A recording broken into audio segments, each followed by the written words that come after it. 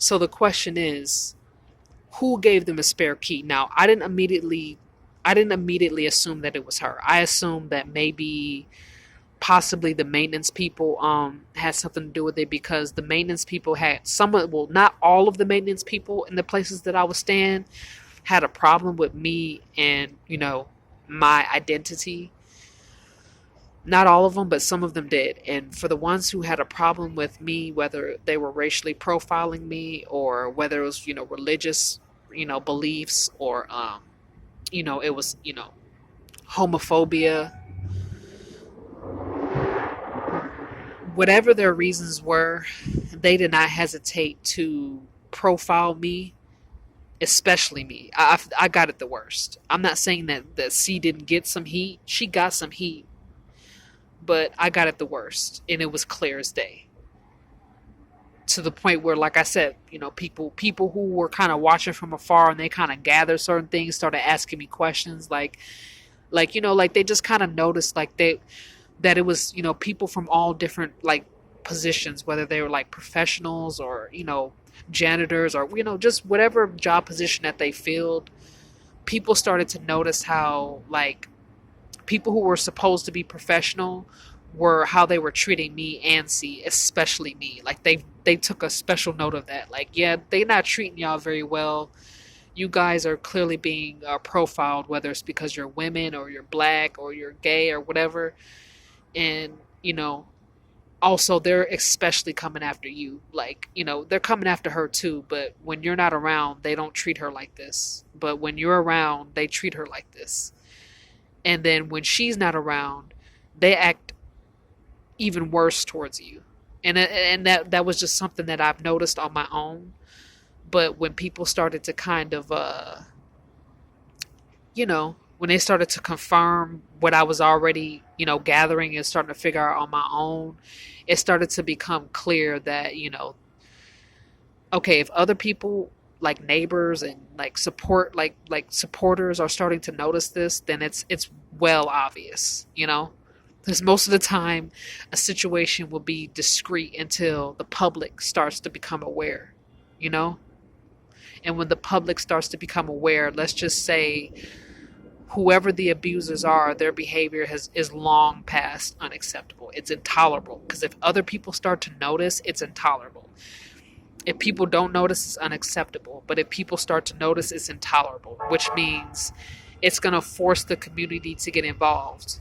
And when the community starts getting involved, let's just say the feds start watching. No one has to snitch. If the community can see what's going on, I don't have to say anything. You see what I mean? So that's the level of cruelty and abuse that I was going through. It was just getting to a point where people started to notice, and it started to be out in the open because it was happening over and over and over again. At first, it was under the radar.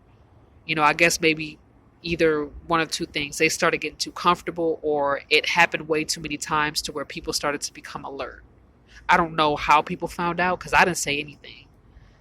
So I don't know. I don't know how the community found out. I guess maybe there's people that, supported me and loved me and whatever I was doing, and they wanted to keep an eye out on me because I was, when I was being human trafficked, I didn't have a phone most of the time. C had one. She made sure she got her a phone, but there was times where I went a year, almost 2 years without a phone. I couldn't contact anybody. I couldn't contact my bosses. I couldn't contact my teachers. You know what I'm saying? I couldn't contact anybody. Every time I got a phone, it got stolen or it was broken or it went missing, or you know what I'm saying? So that was the situation that I was in when I was involved with C. Things got so much worse from when I moved out of my mom's house. Now, I'm not saying that, being with my mom or staying with my mom was acceptable, because I couldn't. Let's just say I couldn't. If for those who know what I went through in that household, they would understand why I moved out, but they would probably suggest me do it a different way. More planned out, more thought out, less emotional. You know what I mean? But they would definitely advise that, well, if you're going to move out, do it the right way and do it by yourself, or do it with someone that you trust. Don't do it with someone that's obviously showing red flags. You know what I mean? Don't do it with someone that is a bad influence.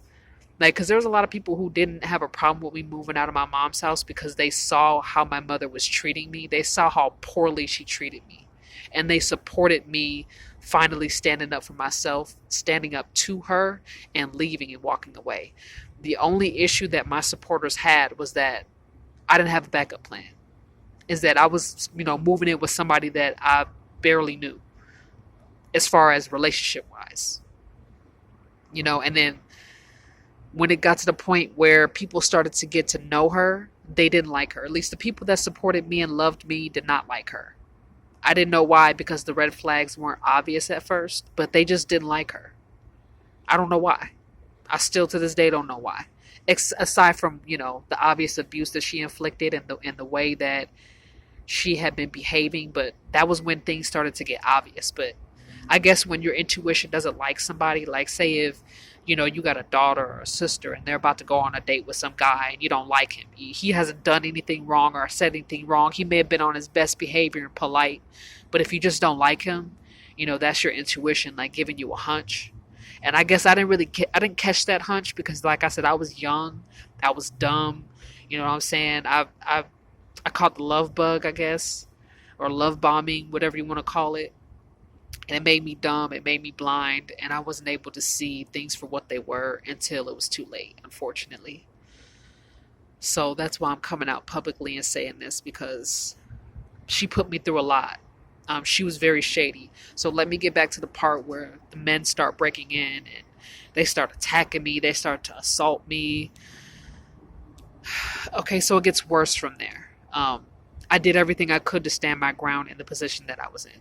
I stood my ground. But I couldn't shake the fact that men kept breaking in while C is at work. So, by then I'm standing up for myself, and I got weapons in my hand because I don't know what they're coming in there do. A lot of times they're coming in there, like I said, while like right after me and C did whatever we did, and I'm bearskin. I'm in my birthday suit. And that's when they come in. They don't come in when I'm, fully clothed. They come in there, like I said, when I'm in vulnerable positions, which let me know that there might have been cameras in the house. Like, you know what I'm saying? Because the timing at which they came in. Like I said, a lot of times it's, like I said, right while I'm about to get in the shower. Right while I'm getting out the shower. Right after me and C had a sesh. You know what I'm saying? It's the timing. There had to have been cameras of some kind. Or someone had to have been watching me from a window or something. There had to have been. Because the timing at which they came in, there had to have been cameras in the house. It was no problem. Because even if, like, there was times where, like I said, I was fully clothed. C had just left to go to work. And nobody comes in. Nobody.